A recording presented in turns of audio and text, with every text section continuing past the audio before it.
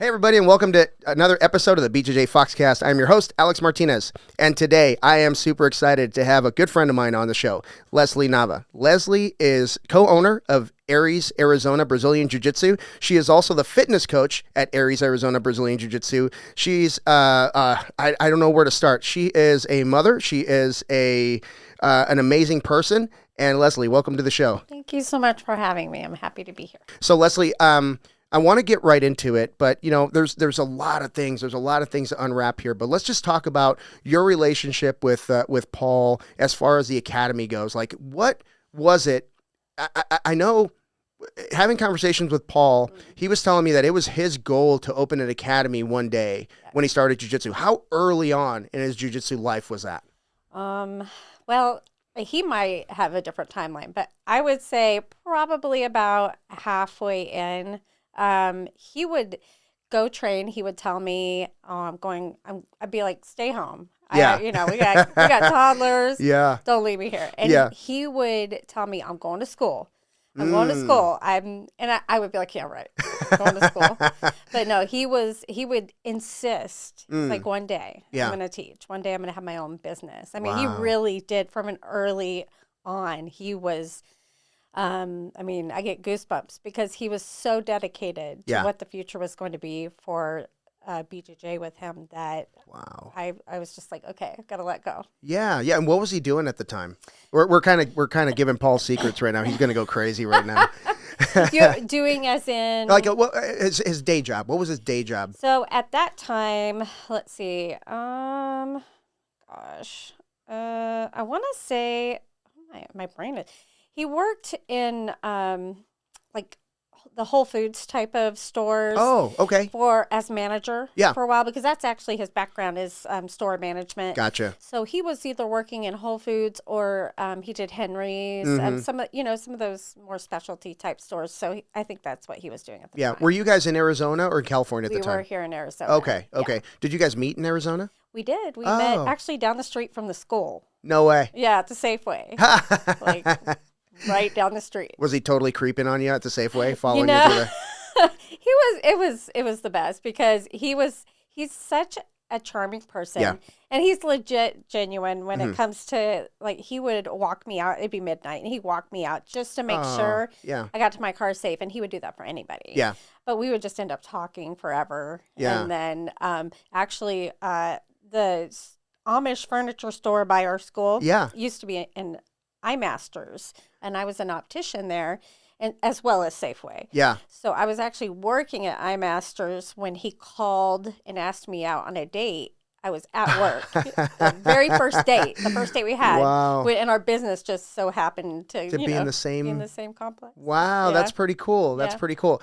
So so he's talking about going to school. Yes. While he's going to. Yeah. So he took it very seriously from a very early time. Yeah. Paul's 100%er. When he decides to do something, he's like all in. And that's how he's always felt about jiu-jitsu. Yeah. And what do you think it was like early on about jiu-jitsu that kind of, I don't know, I don't want to say filled a void in his life because he has a very, very good life. He has, you guys are an amazing couple. You have a great family. But what was it about jiu-jitsu that just kind of grabbed him? What do you think that was? Well, I think for him, finding like a healthy outlet has been, like in the past has been hard. And so he was trying to find, something to kind of help. Our kids were, diagnosed with autism really young. And so that was about the time when he was really pushing to train.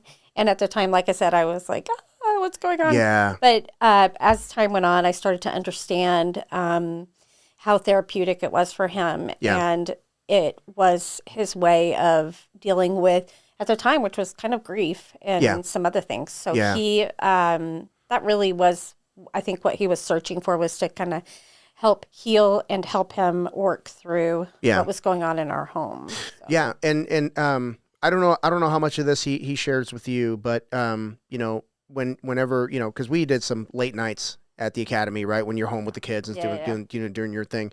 But he would share sometimes he would share some things that he was going through, and he wouldn't go into detail as to what he was going through, but he would go into detail as to how the mats help him cope.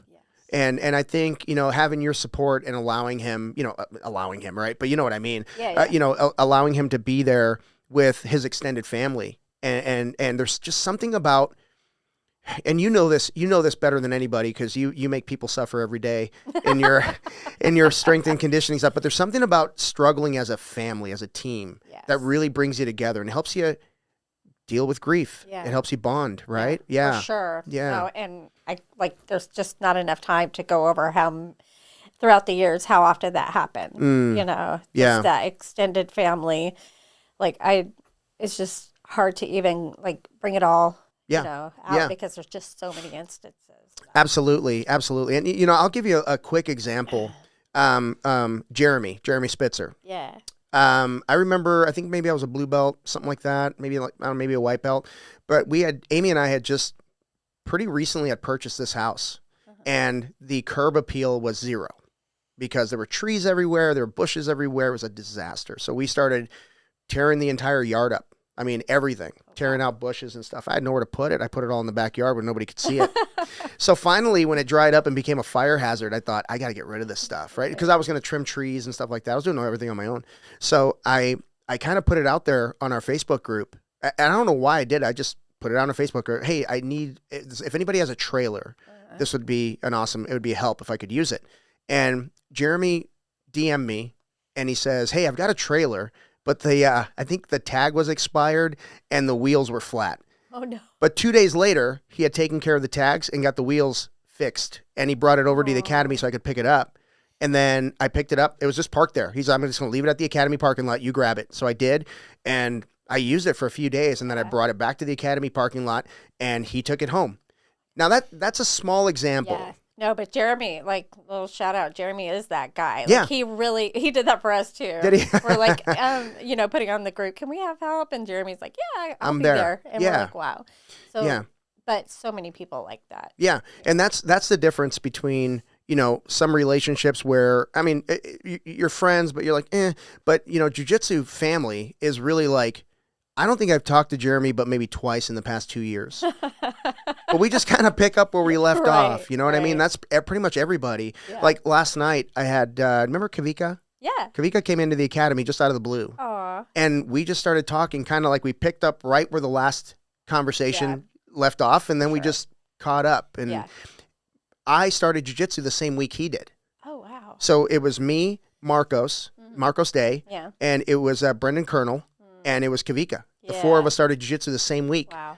Yeah. Yeah, and Paul got mad at us once because Paul was really big on white belts don't travel for tournaments, but we signed up for the Vegas Open anyway. Oh my God. Even though he said not to. And then we all won gold medals. The 4 of us. So I got a podium with the 4 of us on awesome. a picture on the 4 of us on the podium with our gold. So I love it.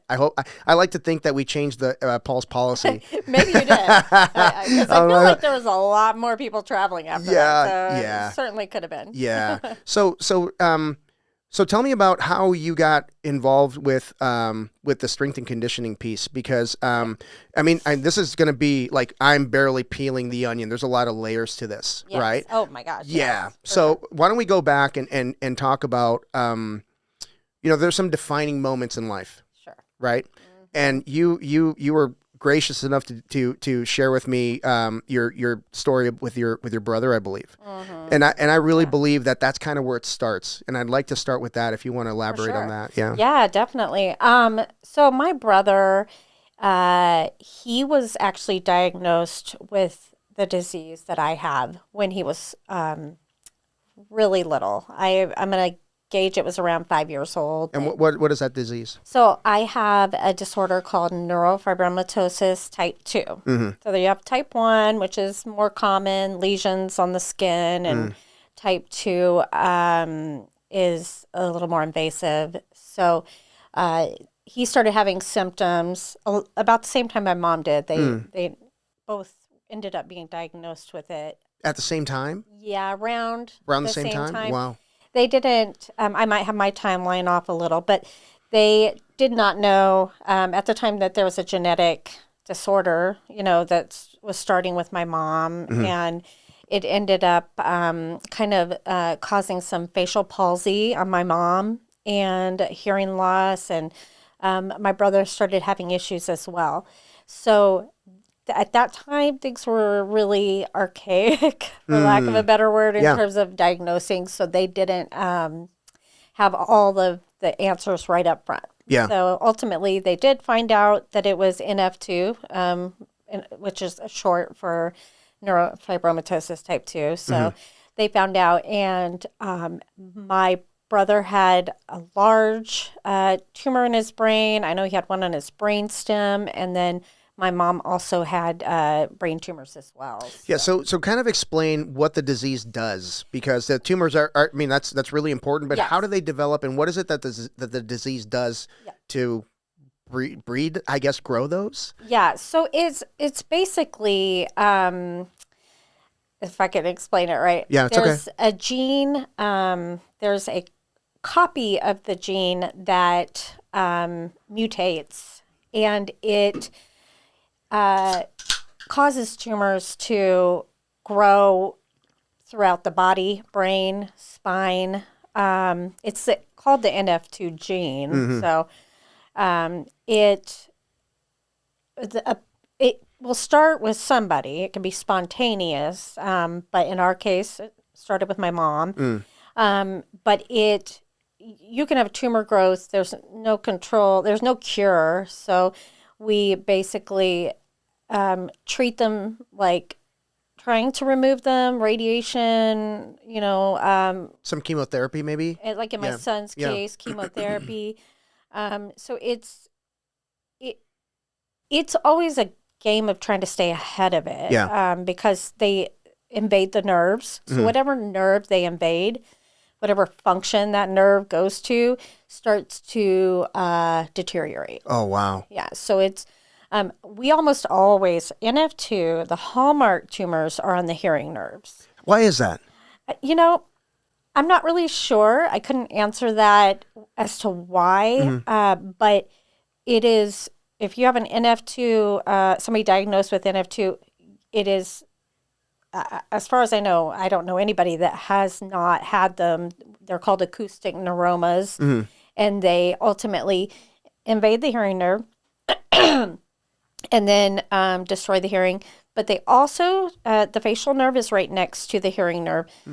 So balance nerve. So it starts to destroy all of those things. Wow. So when they do take them out, they also sever your balance nerves. And in my case, that was, something I went through years ago, was having my balance nerve severed. Wow. Those don't reconnect.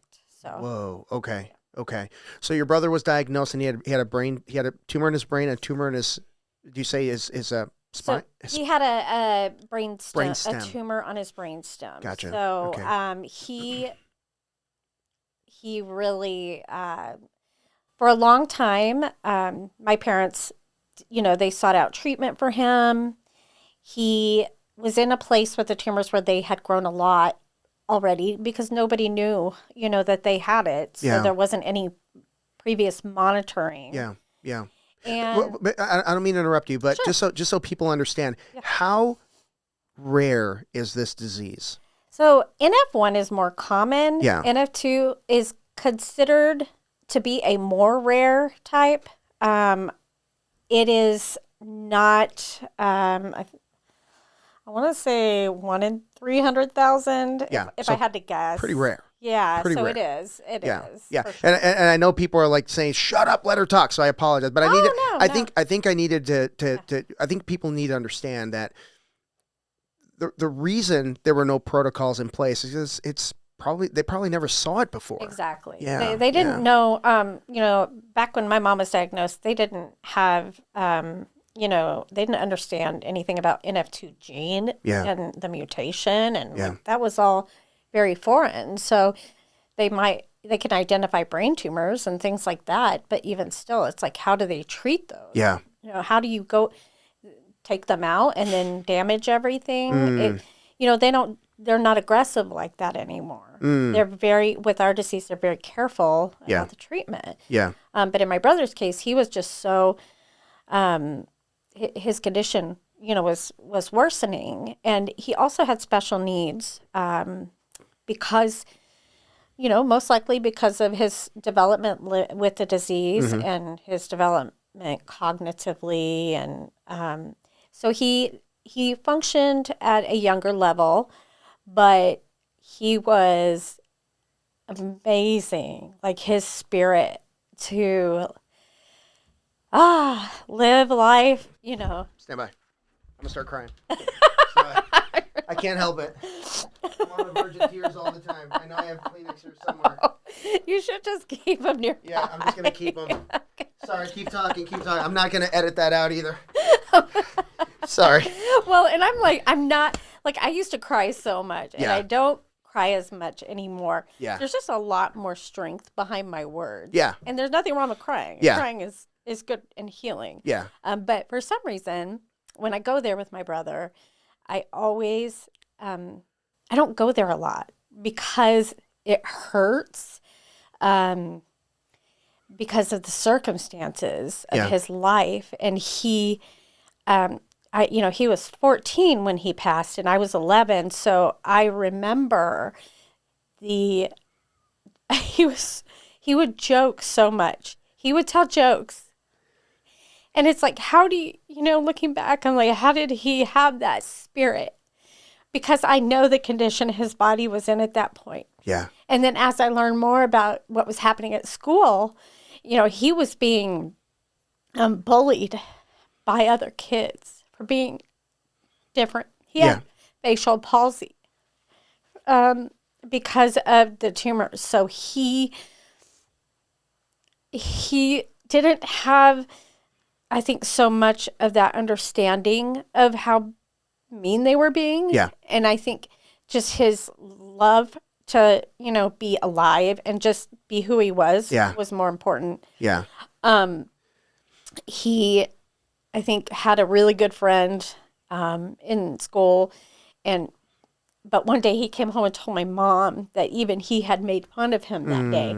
And so I just worry, looking back, I have to make peace with it, but I just worry, was he so alone, when he was in school, when he was facing, the suffering and the stuff that he had to deal with. Yeah. And I did share with you, ultimately, we were in school one day, right? The schools were attached. It was a junior high and an elementary school attached. So I was down the hall, and the principal came and got me. And my dad was in the office, and I can remember it like it was yesterday. I just remember how broken he looked. Yeah. And I went out to the car with him. At the time, I think it was our pastor of the church we attended, and he said that Brian had passed away. And he passed away in the cafeteria bathroom of the school that he was attending. He just went in the bathroom and he sat down and he just closed his eyes. They said that he didn't feel pain, that he just closed his eyes. So it's hard to share because it's just painful to think about. Yeah. But everything takes purpose in my life. The pain is always going to have to go somewhere. And so with that and losing Brian and losing him that way, knowing those kids saw him, leave that way, I know they were impacted. Yeah. And I believe that, in my heart, I believe that change change them. Yeah. And it also helped me to decide how I was going to approach people in life, and life itself. And then, of course, subsequently, all the things that happened have been a part of that journey. Yeah. And talk about giving you some perspective, no matter what's happening, you know what I mean? And finding a way to honor Brian, and everything that you do. That's really cool. And I mean, you've got, it's nothing that I would wish on anybody, but I mean, if there's anyone that can make something good out of it, I think it's you. So that's awesome. So along the lines of, honoring Brian, how do you think your life has been molded and shaped by that event? Do you think you you think of life differently? I mean, Oh, you were young. You were 11. Yeah, definitely. What did that do? Like, how did that? Excuse Yeah. me. No, that's okay. That's okay. Yeah. Well, it definitely made me have such a sensitive heart for people either disabled, just any type of disability Yeah. or special needs. Yeah.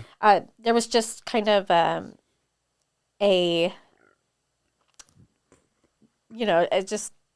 it was on my heart to do something or be there, and ultimately I did that as a job for a while as a paraprofessional. I worked with cool. special needs kids for years. So but it's just kind of inspired me, the way I treat people. Yeah. Yeah. Yeah. And I can see that. I never knew about your brother until, we would, you shared that. But yeah, I can see that in you. I can see how that would, I can see that spirit in you. Like you always see the positive in really tough things. I think that's something that helps Paul a lot, because Paul is a very emotional guy, right? And I think you're that stabilizing force behind the emotion. I think. Well, he's got so much on his plate. Yeah. So he has I stop and think about it every now and then, because he feels what I think any good husband, father would feel, and he feels very heavy with how to keep his family going, how to keep us, for lack of a better word, alive. Yeah. Because our son's on chemo, and our daughter also, we all have brain tumors right now, the three of us. So there's such a heavy responsibility for him to carry. And so that is something, being who I am, I hope it helps. I believe it helps. Yeah. I'm Trust me, it helps. Trust me. Yeah. Believe me, it would be off the rails. I love him, but I love you, Paul. You know what I mean. I'm not going to go into detail, but no, you are definitely that person in his life that you're really to say that you're his rock is an understatement. So it's really cool. Like just the dynamic that you two have is like, it's inspiring for a lot of people. I think that a lot of people look at your and Paul's relationship and they're like, okay, so that's what a relationship should look like. Right. So I think that's really good, and I try to emulate that in my life, with my wife, with Amy and stuff like that. And, like we were talking about earlier, she's super supportive to the point where I'm like, are you crazy? Don't let me do that. Like, say no. Like, but sometimes we just, sometimes it's good to have somebody to say, hey, give it a shot. See what happens. I believe in you. That means a lot. I think we do that for each other. I do encourage him a lot. Like he's like, I'm going to do this. And I'm like, don't do that. Don't do that. Bad call. And then when he does it, we're both looking back and we're like, whew. Yeah. So, but he's also my inspiration. Yeah. That when I am feeling loaded down, taking on jujitsu and taking on, all the stuff I'm taking on, when I see him broken physically and he's still moving forward, that helps me now with my fitness journey. Yeah. To just be like, wow, I'm going to keep going. Yeah. Yeah. One thing I always admired, and I actually talked about this in the very first podcast, some of the lessons I learned from Paul, because I really believe, like when I talk about the Aries, Arizona, when I talk about your academy, I always say I grew up there. I did too. Right. Yeah. No, I tell people this is where I grew up. Yeah. And I started when I was 40. Okay. So this is like a grown old person in jiu-jitsu years. Right. But I always say this is where I grew up. And I remember some of the life lessons I learned there's a lot of them. But one of the lessons I learned was to not have an excuse, because Paul, I think there was a time when this is going back 10 years. But there was a time when the kids were traveling, you and the kids were traveling to the East Coast to get treatment. Because the disease is so rare, like you were getting flown out, and they were doing like I don't know, study. Yeah, study. Yeah. That's right. Yeah. And I remember it was right around Marchish, and the reason I remember that is because we were trained for Pans, and then Paul would come back a week before Pans, and then we were just like he would just destroy us. Yeah. Like he would just go 130%. Yeah. And then he'd go to pans and win. Yeah. Like who does that? No, you know. Who does that? Side note, when Allie was having a brain surgery, she had her surgery. She was in the hospital, and he had signed up for pans. And I don't know if it was like we didn't think about the timing of it all, but I told him, he's like, I'm not going to go. Obviously, I'm not going to go. And I said, no, I want you to go. Like, this is legit right before surgery. I knew we would still be in the hospital. And then when it came time, like after surgery, he was like, I'm not going. I'll stay. And I said, no, I want you to go. Allie was in, St. Joseph's Hospital, excuse me, one day after surgery, and he went and he took gold. And I remember him coming home from the trip, and Allie was sleeping, and he came in with his gold medal, and he kissed her on the head, and he said, it's for you. Oh. And it's like, some people who don't do jiu-jitsu might be like, well, why would you do that? Why would you? Yeah. But those of us that do jiu-jitsu or in that community, we get it. Like I wanted him to do what would make him better, be a better father and husband for us. And it was just great. So it's stuff like that. That just is what this is all about. Yeah. Yeah. And there's things that he gets mad at me about. Things like talking to my opponents before we compete. He hates that. But he turns into a different animal, right? Yeah. He turns into a different animal when he's about to jump on the competition mats. Yeah. And I remember he would tell me, like, even if he's not listening to music, he'll throw his headphones on because he just wants to be left alone. And he didn't even acknowledge us. Right. Like, he is just in the zone. Yeah. And I think a lot of it has to do with, like, the sacrifices that you guys are making so that he could be there. For sure. Right. And that's how serious it is to him. And I think that's what really pushes him past that little point of exhaustion, right? To give that little extra and get that win. So, well, and we have a kind of a tradition, like when he's about to get on the mats, I start messaging him and I start reminding him, what is our purpose? Why does this help us? Why does this matter? Yeah. Like, I send him Bible verses. I send him things that I know encourage him, inspire him, but not in a mushy kind of way, but in a way that says I'm an overcomer. I'm everything I do, even if I'm competing, this is something that I'm going to learn and grow from. Yep. This, whether I win or lose, I'm going to have fire to face the next thing and the next thing, because we're not going to win all the time. Right. And in life, we're on the mat. Yeah. So it's always a journey of staying inspired in the wins and the losses. Yeah. So yeah, for sure. Our thing.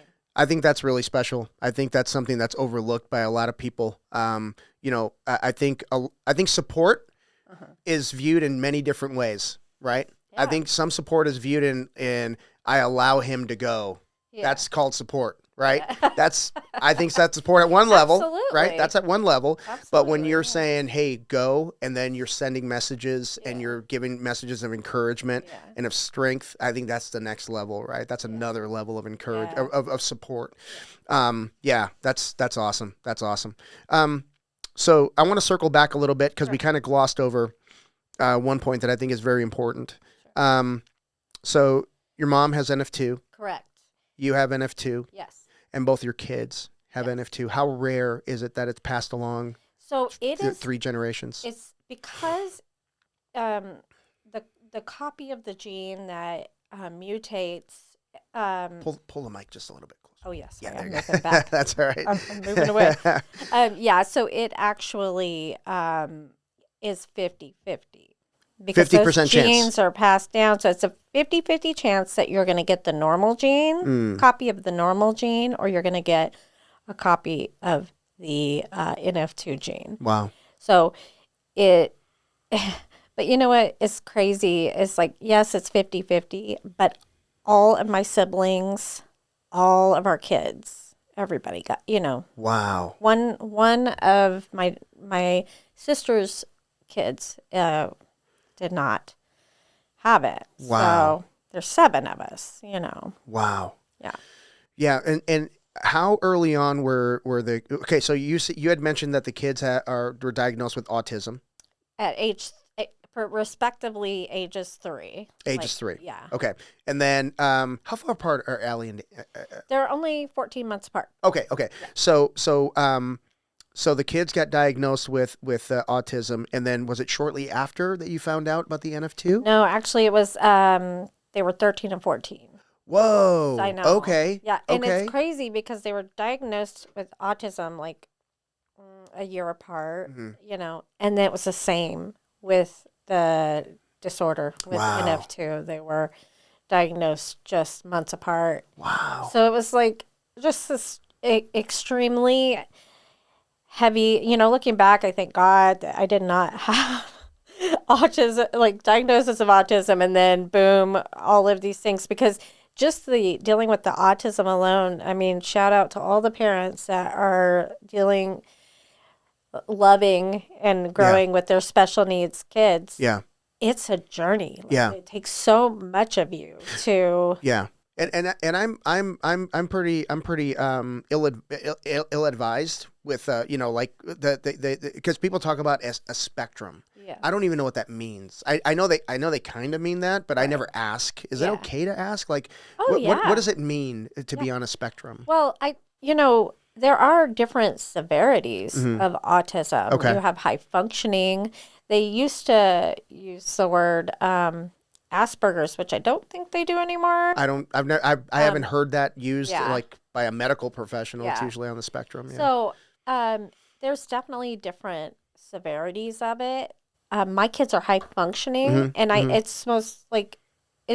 think those of us that are parents of special needs kids, having questions asked it makes us feel good because okay. Often when people just you feel like you're being judged. Yeah. You feel like you're being, looked at as an alien sometimes because you're taking on something that maybe they're not. Yeah. And so questions make you feel like people care. Yeah. And so I think it's always good to ask questions. Okay. Yeah. Okay. So high functioning. What would I don't know how comfortable I am asking these questions. Yeah, but what would a low functioning person, and that's considered the spectrum, low to high?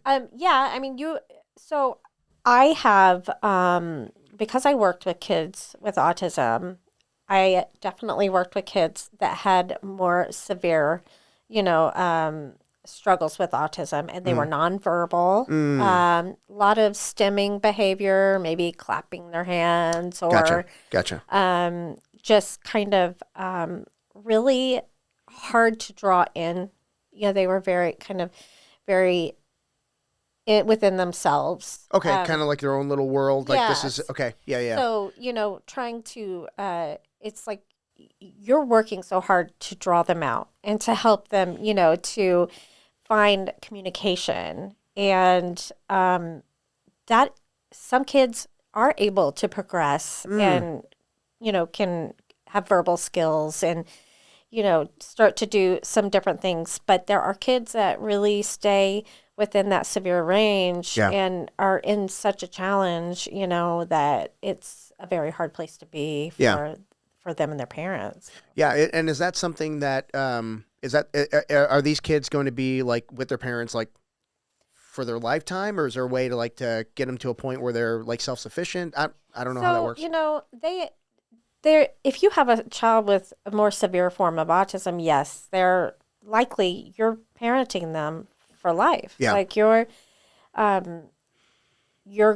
going to parent them until you pass, But when you have kids that are learning, able to, retain the different therapies that they're going through, they can become more verbal, more cognitively where they should be. There's definitely going to be more opportunity. Like in my case. So we have Allie, my daughter, who's 23. Yeah. She's so high functioning, independent, and a firecracker. Yeah, she's awesome. Excuse me. She is. She makes me want to do more, you know, like with the way she is. She's so outgoing. So she's in the process of potentially moving out, and that like What? scares the heck out of us. We're like, oh my Yeah. gosh, where do Yeah. we begin? We just want to follow her everywhere. But Good luck with that. yeah, I'm Yeah. sure she's not gonna. Yeah. But my son, Damien, will most likely always live with us. Mm. Now, what gives me hope is he is a strong kid. He's high functioning, and he's wants to learn. So I believe one day he might be in more of like a group setting, Oh, like nice. a companion type setting. And I hope, that's my goal for him is Yeah. to have that independence. That's awesome. That's awesome. So, so they're dealing with multiple things Yes. at the same time. Yes. And I think like your brother, I think they deal with it way better than we do, right? Oh my gosh, yes. And you know what? Sometimes I think the autism is a godsend because for Damien, like this kid who has had some grueling surgeries. Yes. His first surgery was his tumor on his spine was the size of a grapefruit. Oh my And gosh. he had that taken off and like just comes out like no biggie. He was in pain. He had Yeah. a lot of therapy, but he's like, what, where I gotta, when's my show coming on? When's that Pokemon game coming out it's or like, whatever? Yeah, it's like losing a kid and they were in the bathroom the whole time and they look at you like, what's everybody Yes, looking at? Exactly. I remember the neurosurgeon joking because he came in one day and he's like, when can I go swimming? And he's like, I have the majority of my patients are like, can I have more pain pills? Yeah. And he's like, when can I go swimming? I don't Wow. need any pain pills. Wow. And Yeah. so, Yeah. yeah, that's like been the mentality. Yeah. It's like it's not on his radar to adopt a suffering mentality. That's awesome. It's just, and that's another reason why my kids inspire me. Yeah. It's because I'm like, man, they are really trying to live their best lives. Yeah. And they're freaking like tumors. And Damien goes to chemo every other week, but he loves going to chemo because he loves the nurses. They have been his like BFFs for 7 years now that he's been doing this. So I wanted to ask you that because when they first started getting treated, that had to be right around the time we met. Yeah, probably. Right Yeah. around that time. Damien's been in this immunotherapy for 7 years. 7 years. Okay. So so when we met, they were going to Children's Hospital. Yes. So was he able to keep the same team throughout? He's the oldest kid at Phoenix I love it. Phoenix Children's Hospital Oncology Unit. I'm not kidding. Love it. He's 24. He's going to be 25 next month. And they're like still holding on to him. Only kid with a mustache. He's like, seriously. He's like in there with the mustache and he goes in and he's like, can I have some pirate booty and some Gatorade? I love it. Every time they have a birthday, they know he loves fried chicken. Yeah. So they set up the chemo room with like KFC. I love it. One year they put like horror movie posters everywhere. That's his thing? Yes. That's his thing. And Yeah. fried chicken. I'm like, he is not going anywhere. Yeah, yeah. So being on chemo for this long, how does his body recover from that? So in the beginning, he had a little bit of some reaction. He had some mouth sores. He had some he had fatigue a lot. He had some stomach issues, but they keep following your blood work. They keep trying to, make sure that you're on your levels where you should be, because otherwise then we got to start talking about, I remember one time he had, it's a little bit of reaction with his kidney that we were keeping an eye on, but everything went back to normal. So he's really adapted. And honestly, I just couldn't imagine putting him through this. Like if he didn't have such a positive attitude about it. Wow. Like, he doesn't even have a port. He's been, getting needled for every other week for 7 years. Whoa. And I'm like, oh my gosh. Yeah. Yeah. So he's he's inspiring. Yeah, yeah. Yes. So I'm gonna take a moment and shit on the insurance industry. Oh my God. You had an issue. I remember 3 or 4 years ago, you had an issue where the insurance was ready to cut you guys off. Oh, yeah. Yeah. And you fought. What they did is they didn't want to cover his chemo at all. Like they rejected it. Yep. And this is when we found out that chemo needed to be done. And for those of us with NF2, this particular chemo is what is that things are changing. There's some other stuff going on out there right now. But in regards to 7 years ago, Avastin, this immunotherapy, was the only thing that was really good at treating, and people were responding. Some weren't, but a lot were. Yeah. And so we actually had to go and say, okay, here, this is what we need. And they're like, no, this is really expensive, and there's no reason we don't cover this. Wow. So were they considering it like a, what do they call that? Oh gosh, a selective surgery or something like that? Some kind of selective thing where you don't really need it, but you want it kind of thing? I don't know that, I don't really remember. I remember them saying it's not a covered benefit. I remember them like touting that over and over. And that's when I was like, oh, heck no. Yeah. Mama is coming out and you're going to cover this. And so I started doing my research. And I really wish I could remember this guy's name. He was over at Chris Lopez's school. Okay. He reached out to me. Because I started sharing. I'm like, listen, people, how do I, what do I do? Because my son needs this. Yep. Does anybody know what I can do with insurance? Yep. And this guy reached out and he said, I know insurance like the back of my hand for his job or whatever it was. It's another jujitsu. Yes. Yes. We go from trailers to chemotherapy, baby. Right. That's awesome. I can seriously, I could never leave jiu-jitsu because it would just take away my cost too much. That's it. Oh my gosh. Like all the things that have been so good about it. But he reached out and he's like, I'm going to, I want to help you. Send me your insurance information. Let me look at the contract. Let me look at things. And so he came back and he said, well, you've got to prove the necessity of this. He gave me a couple of loopholes. He said, there's where you can get it approved. You have to prove the medical necessity for this, and it's got to be through a very reliable professional medical source. Yep. And so I was like, okay.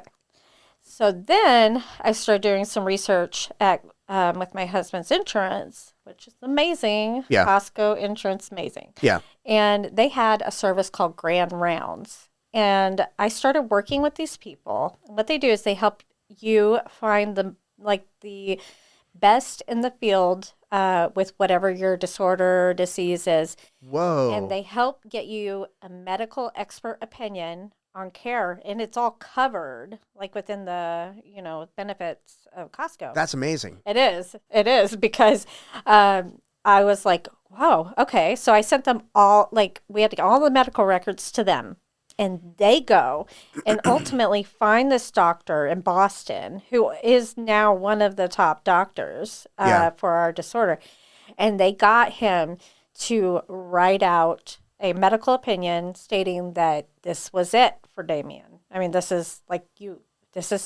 medical necessity. Yeah. And after that, it was a deal changer. Yeah. And I became so close to Grand Rounds people that they ended up sending me flowers because they knew that. And then ultimately the story went into Forbes magazine. Whoa, your story? Yeah, with Grand Rounds. Wow. Okay. Yeah, because part of they did an article about how they're helping people. Yes. Fight and try to deal with these medical opinions. And so I get to share my story in Forbes about how I fought, and Grand Rounds helped me to change that. Whoa, that's so cool. Yeah. I don't feel bad about spending all my damn money at Costco no more. Oh, no. I spent a lot of friggin' money at Costco. I know. I always tell Paul, I'm like, listen, you are, and what they paid out, I'm like, you make millions. Yeah. Yeah, I'm sure. Yeah. And he even doesn't get millions, but with what they paid out on this particular treatment, it's astronomical. Yeah, and it's really people along the way, that get put into your life that guide you in the right direction as long as you're willing to look, right? Yeah, absolutely. And that's just another, I say this almost every podcast, be part of a community. Yeah. Be part of, I don't care what community. It could be, what was the Amish furniture community.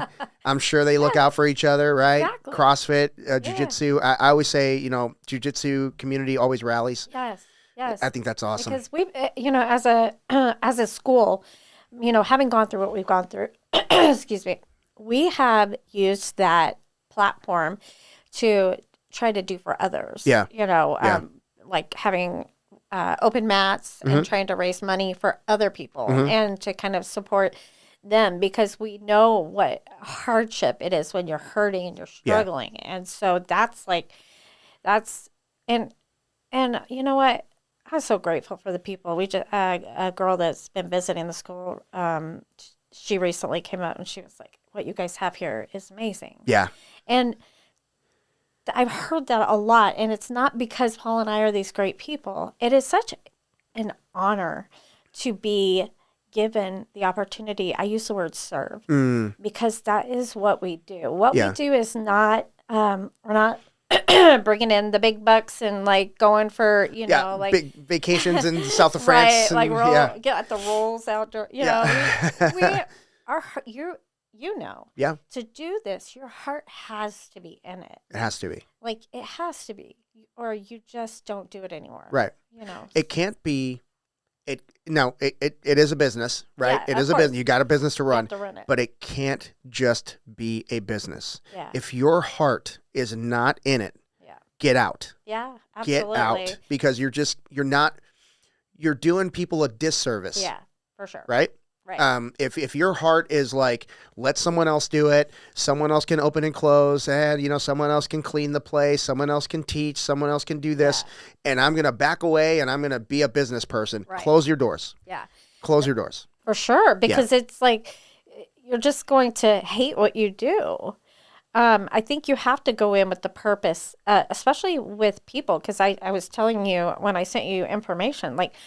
There's been times where I'm like, oh my gosh, I have so many platforms and I don't know which one to choose. Yeah. But I didn't have to choose, because honestly, everything I've been through is something that has helped me to relate to the people that walk in our doors. Yeah.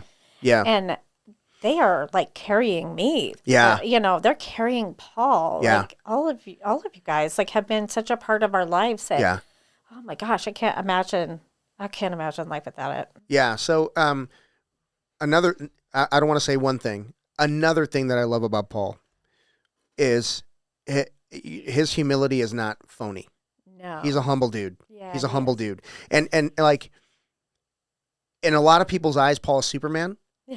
But he's not in his. He's not. He knows his flaws. Yeah. He knows his, I don't want to call it weaknesses, but he knows what he needs from us. Yeah. And I remember the first time I was telling Paul, I was like, you don't understand, dude. Like, you have transformed my life. Yeah. When I say that I grew up in that academy, it peeled me open and showed me who I was. Yeah. It really did.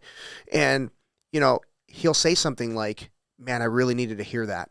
Yeah. And this is Superman saying that. You know what I mean? This is like, I admire him very much. Like, this is literally Superman saying, I really needed to hear that.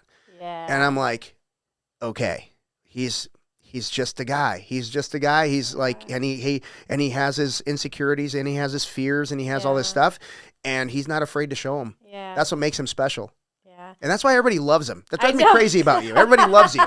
It is true. Yeah. Yes. Because he's like, he'll joke about his struggles. Yeah. Like he'll joke about it, but he'll talk about it, and you could tell that he's not going to be absorbed into it. Like he tries, he's, like, I don't know how he does it. Me either. Because I just like today when he walks in the door, because he works Costco for our benefits. Yeah. He just walked in so beat and so tired, and he just keeps giving. And I know that at some point there's got to be some changes in his life. Of course. Where that giving is not as intense. Of course. But he's like, he's going to ride that wave until he can't anymore. Yeah, and he's a strong guy, but I mean, I would like to see him sleep more. No kidding. I want to see him sleep more for sure. But I've been a reason he's lost sleep, so I do apologize for that. But yeah, so we were talking about so Damien going through chemo every other week. Yes. But it seems like, I don't want to say Allie is unscathed because she's had her issues as well, but it's been different than Damien's, right? Yeah. So with our disease, these tumors grow typically really slow. And so the things can seem really peaceful and quiet for a while. That is the norm for a lot of us, for me especially. Most people don't know like all of the things about my physical health. Yeah. So, but Allie she had radiation. It's been about 3 years now, and it slowed the growth of that tumor. Now we just had an MRI for her, and we're seeing growth. The side that there wasn't anything, now we have. Is it on the ear? The Both ears. Both ears. Okay. Yes, yes. So, there is going to be a time where we have to decide what to do. And we did, meeting with our specialist, he talked about her doing the immunotherapy as well. So how does she feel about that? not good. Yeah. She hates needles. So I know that's probably minor compared to brain tumors, but that's kind of where her focus is. Yeah. It's like, I hate that. But she has grown a lot. She's working through dealing with this constant unknown, of what is ahead. Yeah. They are so positive. My dad made it a point of everything we went through. Like when my brother, my mom, or like when we were going through MRIs and surgeries, he would make the most ridiculous jokes. And we were like, we would just look at him like, I don't know, Dad. But ultimately, it like became such a part of our lives that I remember my dad driving me to the hospital, like an emergency, because I had just had surgery. I had stitches all on my head. I was vomiting and like stuff leaking out of my head. And he's driving me to San Francisco back to the hospital. And he's like, making jokes and stuff. And it's like, nobody knows. Like if they're on the outside, they're like, well, this is one twisted family. But, that was our therapy. Yeah. That's how we dealt with it. Yeah. And so I've been that way with my kids, like all through this journey. Yeah. So there's never been this element of, we're just going to be in pain and we're going to suffer and we're going to just be hurt. Miserable, angry. right? They were not going to do that. No. Yeah. No, because first of all, I learned how precious life is. Yeah. And secondly, I'm like, I as a parent, my obligation is to bring as much joy into their life as I can. And that's just how I want to live my life in general. Yeah. So I will always have to take my pain and work some jokes into all of that. Yeah. So, some gratitude helps. Yeah. Gratitude always helps. For Yeah. sure. Yeah. Definitely. I always I've been trying to start my day with just gratitude. Yeah. Because I really believe that you call it God, the universe, whatever you believe in, will show you reasons to be grateful. Yeah. And if you start your day with, oh, this sucks, God, the universe, whatever, will show you reasons why it sucks, right? Yeah. So I try to find just things, you know what I mean? Yeah. Just things to be grateful for in the morning. And then it just seems like my day just goes better. So a good Yeah. joke when you're seeping stuff from your head, Oh my God. that'll help. For sure. That'll help, right? We were joking all the way up into, because ultimately they thought I had spinal meningitis. So I was in the ER, like I was literally in the most pain I've been in my life. Yeah. And I felt like I was dying. Like they had a giant needle in my spine. And I think that was the most suffering I've ever been in. I was just on my side and I was crying and my dad was praying by my feet because that's how bad it was. We just had no idea. And then 5 minutes later, I think we were up in my hospital room and they were stapling my head and, making jokes. And we're like, it's just such a, cycle of struggle and laughter and, just growing. Yeah. So has that always been your dad's way of dealing with things, just joking on stuff? Yeah. Yeah. Yeah. My dad, seriously, my hero in life. Aww. There is nobody like him. Aww. He has been the glue, but I always tell people, I'm like, one day I'm going to get to heaven and I'm going to find out that he was just an angel on earth because he's just amazing. That's awesome. That's so being. cool. So, so another thing that I want to talk about is how you deal with your health. Yeah. So when you and I first met, you weren't the strength coach at the academy yet. And then you just became this monster. Like you became like an athletic beast. I mean, you really got into health, fitness, nutrition, and you started dealing with your physical health because of the NF2, right? Yeah. I mean, you started kind of tell me about that process. Like, did you start thinking like, well, maybe if I kept myself in better shape, well, maybe if I dieted better, maybe if I hydrate better, was it a gradual thing, or was it just something you decided one day, this is what I'm going to do? I would say there was some gradual to it in the sense that Paul was opening our business for the very beginning, and they were doing demoing and they were getting it going, and I was like going through a severe depression. I mean, it was clinical. I was numb. Wow. I was so bad that I couldn't taste food anymore, so it tasted like dirt. I mean, everything was dulled. All my hormones were just like shot. Wow. So I was barely moving. And that was when Damien was diagnosed. Gotcha. And Allie was diagnosed. So I just kind of gave up. And when he lost my train of thought. That's okay. We're talking about opening the academy. Yes. Yeah. Clinical depression. Yeah. So he basically, I wasn't doing anything. And he thankfully, he had a lot of people helping him. But I remember when they opened the school, Jenny Larson, she was running our strength and conditioning program. Yep. She did for a while until she went into business Yep. For what she was doing with physical therapy. But she was like, you got to come do the class. And I was like, I don't know. I don't really, it's just not in me. Yeah. First of all, I was like, I'm not fit. I got to get fit. I got to get fit to go get whole fit. mentality. Yeah. So I was like, I was just like, no, thank you. And she's like, just go. And I said, fine, I'll go. I said, but I don't really know if I can talk. And that sounds weird, but I just couldn't, I didn't want to talk to anybody. I said, but I'll show up and I'll move. And it was from that point on that my life started to change, because once I started to get physical activity in my life, a lot of the hormone issues started to kind of revive again, and everything started to kind of find its place, and the depression started to change. Wow. I was taking medication as well. So that was a part of the package of changing. Yep. But I was like, I was doing so good. So then we moved into our space next door. Yep.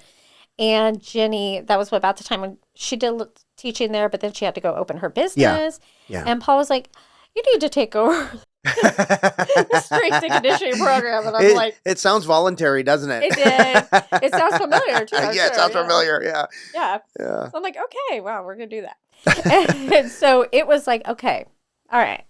So I really started to teach myself, because I didn't have anybody. I mean, obviously my inspiration was Jenny, because she was giving, she worked with us, and I knew what to, but I started researching and like determining what was going to be my best approach to training, being healthier, and to offering something that was supporting others. Yeah. And so ultimately I really fell in love with HIIT workout, because it's more of a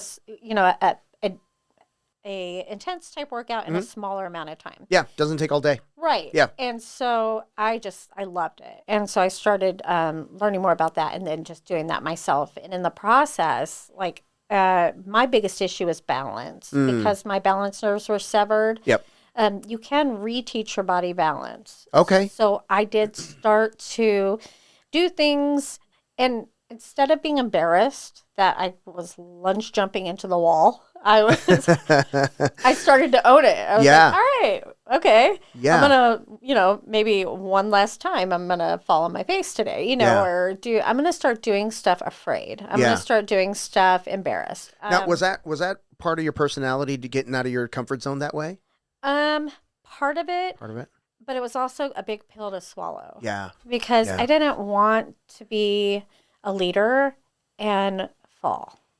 Gotcha. Yeah. That's a scary thing. It is. Yeah. It is. But I ultimately learned that the best leaders are the ones that do fall and own it. Yeah. So I started to do that.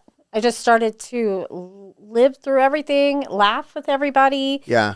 And it really started changing my physical health and the way I felt overall.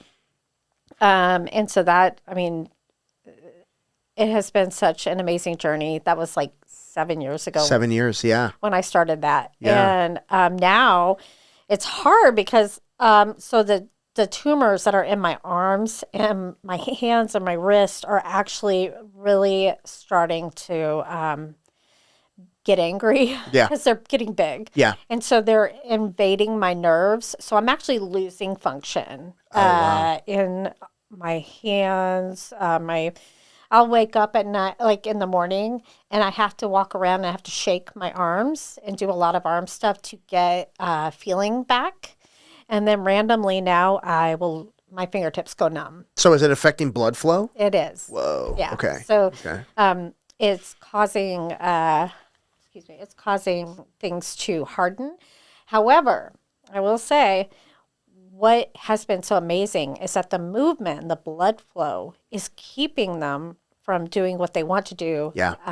Slowing it down. Mm-hmm, mm-hmm. So it's not stopped me. I'm like, I added, I was doing HIIT training. I started jujitsu 2 years ago, and then I added bar 3 6 days a week. What's bar 3? Bar 3 is, so it's like cardio and Pilates, and it's like, okay. I train there with a bunch of women. It's the name of a place. It's the name of the place. Bar 3. There's like different bar type of programs. Okay. And stuff, but Bar 3 is what it's called. Yeah. Amazing people and lots of balance stuff, which is great because I'm in there trying to do stuff and feeling ridiculous. But I'm like, now I'm 48 and I train 6 days a week. Wow. Multiple classes a day. Yeah. And I'm like, this is great. This is the best. Wild. Yeah. So. Yeah. So you didn't have enough stuff going on in your life. You added bar 3. Yeah. I love it. I was like, what else could we do? Yeah. I'm bored. I've got 30 seconds in my day. So what can I do? Yes, exactly. Yeah. So, so you've been dealing okay. So was that something that did a doctor ever tell you like, hey, diet and nutrition can help with the symptoms? Surprisingly, no. Matter of fact, when I went to the study in Maryland, they kind of looked at me like a what do you call it? A lab rat, because they're like, why are you you're really doing awfully well for somebody with that shouldn't. Right. Yeah. They're like, what are you doing? Yeah. and I told them, and they're like, just keep doing it. Because for honestly, I was in 2023, I had brain tumors removed in 93 and 94, and in I think it was close to the early 2000s, they grew back. You were a teenager when this. Yeah. Oh, yeah. Okay. Like I was. You were a kid. I was. Damien's age, basically. Wow. And I was involved. I was already accepted into the university. I got in my dorm. I was going. My life was getting ready to move forward, and I had to stop and give it all up because I had to spend 2 years with recovering and surgeries and. So, but I was like, I lost my train of thought again. No, I'm sorry. That was my fault. No, it's sorry. Yeah, we were. The treating the symptoms with diet and exercise. Yes. Yep. So anyway, I ultimately they were just like, wow, what you're doing is good. Keep doing it, and I've been on that path ever since. Isn't that wild? Like Western medicine, where like the chemotherapy, pills, whatever, hospital treatments, and then they look at you like, are you exercising? Like, that's so weird. What's wrong with you? Are you kidding? I know, and it's so hard because people think that you're just like that person. They're like, oh, you're just a fit freak, and I'm not. The thing is, people don't understand. Like, I didn't become some mega fit person. I didn't I did everything on my own. Yeah. I legit did it on my own. Yeah. I am not, it's hard to motivate yourself when you're hurting. Yeah. And when you're suffering. Yeah. It's super hard. So I had to walk into that space. I can't even tell you how many times I would be in the school before class mopping and cleaning, and I would be sobbing because those were years where the kids were facing surgeries, and we were going to this study, and there was so many diagnoses that there was just so much pain.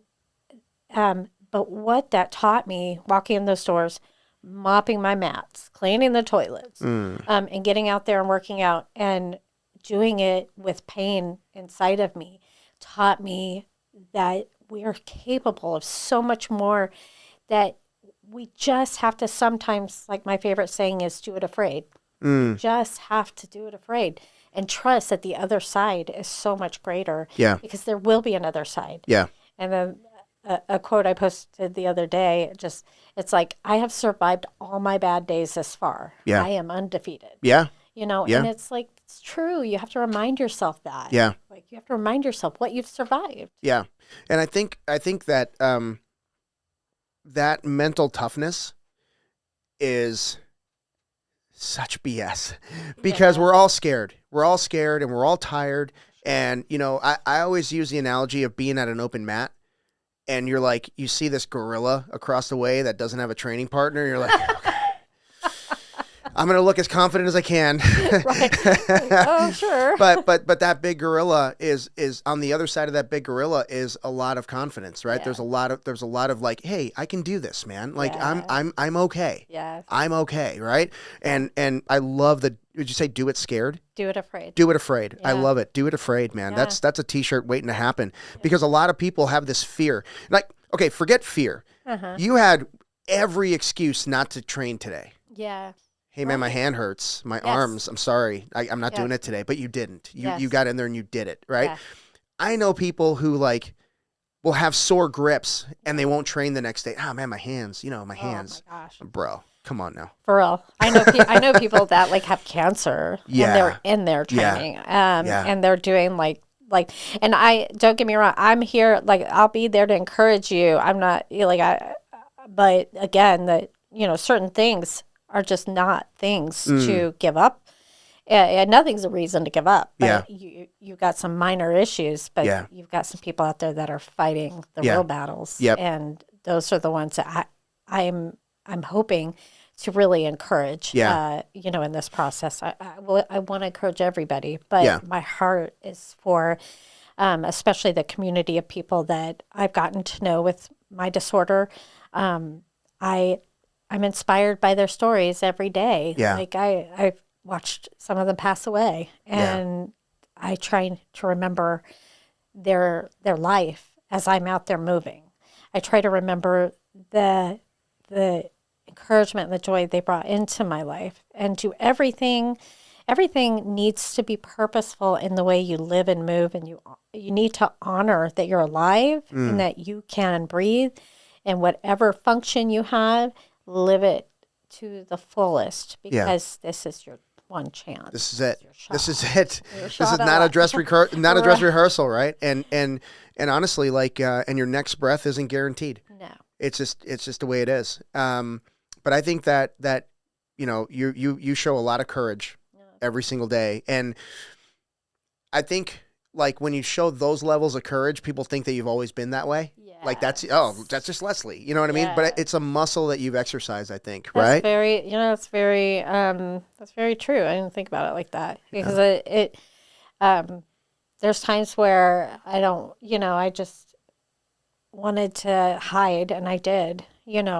Everything has had, like, it's like climbing a mountain. Yeah. Like, you have so many hurdles to get to where you are ultimately going to find more purpose and a path that is easier to walk. Yeah. And so you have to go through all that other stuff and the ugly and the things to get, like, on a more purposeful path. Yeah. And like climbing a mountain, I like to use this analogy. Sometimes, have you ever heard of a false summit? You ever heard that term?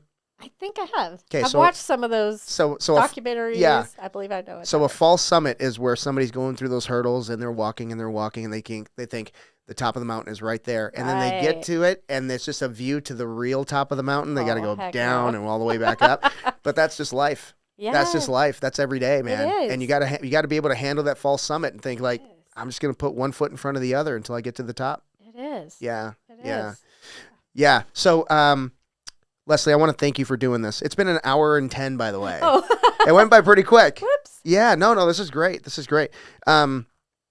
So for those of you, for those people that don't know how to maybe support the cause and maybe look into what NF2 is and what people are going through, how can they find out more? How can they find more information on that? So one of the largest organizations that is a really great resource is Children's Tumor Foundation. Children's Tumor Foundation sounds broad. You know, it sounds like, oh, children with tumors. Well, it actually is a foundation that is hard at work at trying to understand neurofibromatosis and the different neurofibromatosis.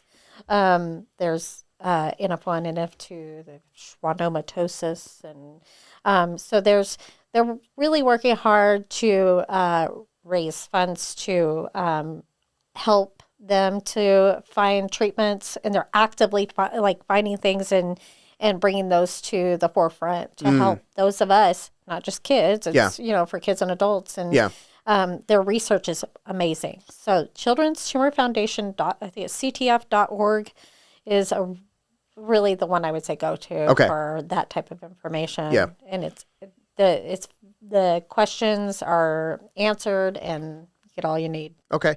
And if somebody were to want to get in shape and be the next Leslie Nava, how do they find you? How do they find you? Well, I'm at Aries AZ BJJ. My Instagram is fititude, FITIT. Oh my Lord, I have to spell my Fititude for life. Yep. So it's don't ask me Fititude. Everybody forgets that one. That's okay. Gosh, that's okay. Fititude for life.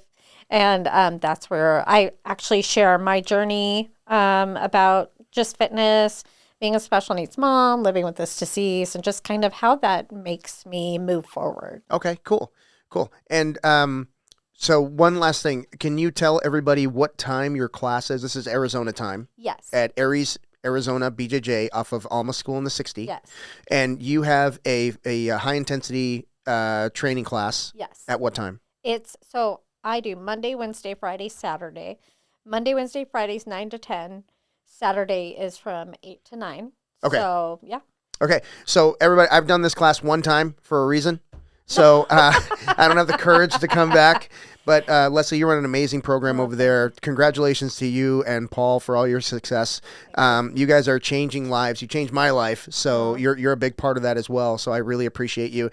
All right, everybody, if you love the podcast, please like and subscribe. Please follow us on Instagram. Send us give us a what do they call it? A review. Give us a review on Spotify and all the Apples and YouTube.